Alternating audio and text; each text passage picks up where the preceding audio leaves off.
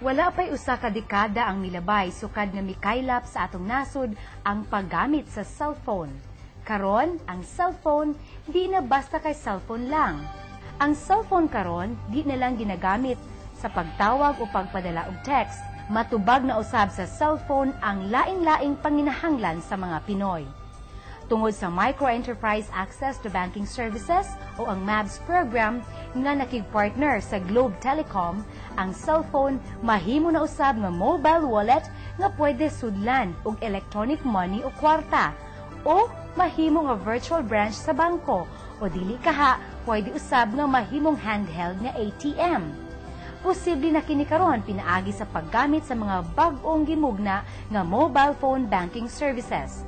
Niadtong tuig 2004, gipanguluhan sa MABS program, usa sa mga programang ginasuportahan sa United States Agency for International Development o USAID ang pag-ugmad sa mga bag-ong mobile phone banking services nga migamit og plataporma sa GCash. Gitinguha sa mga bag-o nga serbisyo nga matagaan ang mga gagmay nga negosyante og paspas, sayon, masaligan ug mas barato nga pamaagi sa pakig-transaksyon sa mga rural banks. Sa masave nila nga kwarta og panahon, maatimanan nila og maayo ang pagdumala sa ilahang negosyo ug pagpadako sa ilang kita. Nigamit ang mga bag-ong mobile phone banking services og GCash, ang electronic money platform sa Globe Telecom. Ang MABS program padayon usab nga nagpangita ug nagdevelop og mga makabag-o ug barato nga mugna sa teknolohiya aron makapalambo ang serbisyong pinansyal sa mga rural banks. Ang branchless banking usa sa mga pamaagi nga gimugna sa MABS aron mapaubos ang gastos sa paghatag og serbisyong microfinancing sa mas kadaghanang kliyente. Pinaagi sa branchless banking, di na kinahanglan nga magahin og dakong kantidad aron magtukod o magpadagan og branch sa usa ka bangko. Mas mugamay usab ang oras nga igahin sa mga staff sa bangko aron magproseso, mangolekta ug mag-record. Mahimo nang ipaabot sa mga rural banks ang ilahang serbisyo sa mga bag-ong kliyente o sa mga lugar nga niadtong una sobra kalisod adtuon. Mga gagmay nga negosyante nga wala pa makahimo o maski usa ka transaksyon sa bangko o kaha dili nila kaya ang mga minimum nga kantidad nga gikinahanglan sa bangko aron makaabri og bank account o ang mga wala makasinati sa mga dokumento nga kinahanglan sa bangko ug tungod sa kalayo sa bangko gikan sa ilang lugar. Dungan sa paglunsad sa Globe ang GCash na atong 2004 ang pagluta usab sa bag-ong pamaagi sa pakignegosyo diri sa atong nasod. Basta dunay cellphone o rehistrado nga GCash user, mahimo na nga modawat o magpadala og electronic money. Og kung kinahanglan ilisan ang GCash og kwarta o ang ginatawag na cash out o kaha mag-cash in, diin ipailisan nimo ang imong cash og GCash, muadto lang sa pinakaduol nga Globe Accredited Rural Bank o dili kaha sa Globe Business Centers o sa bisan asa nga GCash Accredited Cash In, Cash Out outlets. Sa pagpanlimbasog sa MABS, namugna ang text a payment, text a deposit, text a withdrawal, text a bill pay, text a remittance ug text a sweldo. Sa text a payment, mahimo nang magbayad sa utang ang mga kliyente sa bangko pinaagi sa pagpadala og text message. Dili na kinahanglan nga muadto pa sila sa bangko aron magbayad. Makaminus na sila sa ilang gasto sa pamasahe. Dili na usab sila mawad-an og kita kay dili na sila magsira sa ilang tindahan aron muadto sa bangko aron sa pagbayad. Makatabang ang text a payment nga maminusan ang oras nga anaa sa field ang mga account officers aron mangolekta og bayad sa loan. Sa text a payment, mahimo na usab tangtangon sa bangko ang ilang ginahimong pangolekta og loan pinaagi sa loan officer. Ang mga account officers pwede na nga magdumala og maayos sa ilang mga kliyente ug magdugang og daghang kliyente. Sa text a deposit, mahimo usab nga ang mga kliyente magdeposito sa ilang kwarta nga naipon o gikita pinaagi sa text.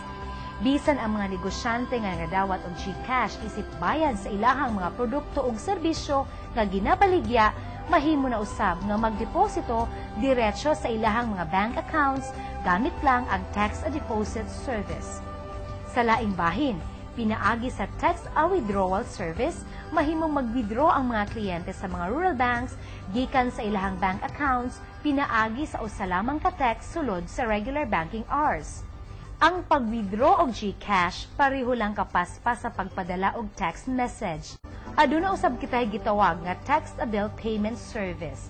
Kini mao ang service nga kung diin ang kliyente o subscriber sa usa ka utility company o services sa usa ka organization pwede na mobayad sa ilang bayronon o bill sama sa tubig, kuryente, matrikula, hospital ug uban pa gamit ang cellphone. Aron maka-enroll sa text-a-bill payment service, kinahanglan nga mag-abri og bank account ang mga lokal nga kumpanya o organization sa mga rural bank aron mahimong formal ang pagsinabtanay sa bangko o kumpanya nga kolektahon na ang bayad sa bills pinaagi sa text. Ang mga makolekta sa bangko nga bayad sa bills gikan sa mga consumers o subscribers nga gipaagi sa text-a-bill payment service, diretsyo nga i-credit sa bangko ngadto sa deposit account sa utility company or organization nga nagpakolekta.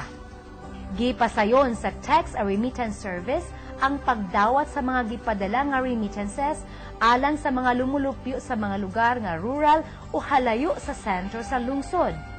Alang sa mga mudawat o remittances, mahimo na nga kuhaw ng kwarta sa gipadala sa bisan asa nga pinakaduol nga sangay sa rural banks. Madawat ang kwarta nga gipadala pareho kapaspas sa pagdawat og text message. Tungod kay ang text-a-remittance service paspas, sigurado og mas barato nga pamaagi sa pagpadala og kwarta sa mga mahal sa kinabuhi nga nagpuyo labi na kadtong naa sa probinsya ug sa mga lugar nga layo sa sentro sa lungsod. Ang mga negosyante aduna na higayon nga maserbisyohan ang mas daghan pa nilang mga kliyente ug mapalambo usab nila ang ilang negosyo pinaagi sa bag-ong mobile commerce.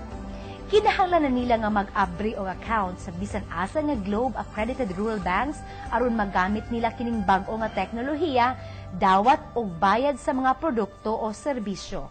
Pinaagi sa pagdawat og GCash isip bayad sa gipalit nga produkto o serbisyo, posible na nga makadani kini og mas daghang kliyente nga aduna GCash sa ilang mobile wallet. Mahimo usab nga modugang og delivery services ang mga negosyante ug kung diin, pwede na silang mobayad sa ilang mga suppliers og GCash nga pinaagi lang sa pag-text.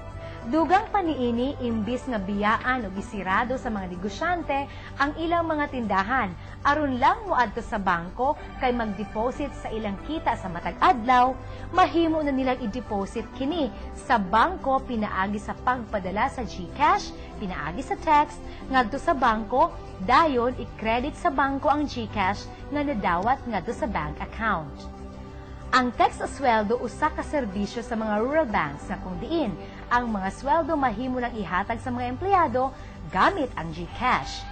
Sa GCash, ang sweldo diretsyo nga ipadala sa bangko ngadto sa mobile wallet sa mga empleyado nga anaa sa ilang mga cellphones. Sa ingon usab ni ini nga pamaagi, sayon ra nga mabayaran sa mga empleyado ang ilahang mga bills, mga kuryente sa tubig ug uban pang bayronon. Ang gipalit nila nga grocery sa tindahan, i-text na lang usab ang bayad, mahuman na dayon. Tungod sa web-based wire system nga gimugna sa G-Exchange, mas makaminos sa gastos ang mga kumpanya. Dili pareho sa mga commercial nga bangko nga dako ang gitakdang deposito nga gikinahanglan i-maintain sa mga employer aron pwede nang magpaserbisyo sa payroll o pasweldo alang sa mga empleyado. Ang tanan sa mga serbisyong mobile phone banking niagi og pagtimbang-timbang o hingpit nga pagtuki-tuki ug pag-uyon sa Bangko Sentral sa Pilipinas. Busa makasiguro kita nga protektado ang atong matag transaction. Karon nga dunay mobile phone banking services, kaya na usab sa mga rural banks nga makigkompetensya sa mga commercial banks nga dunay ATMs, credit cards ug lain pang electronic money services. Ang cellphone nato, usa na ka ATM, remittance center, ug usa ka autoload reseller pa. Asa ka pa mo adto sa rural banks ka na?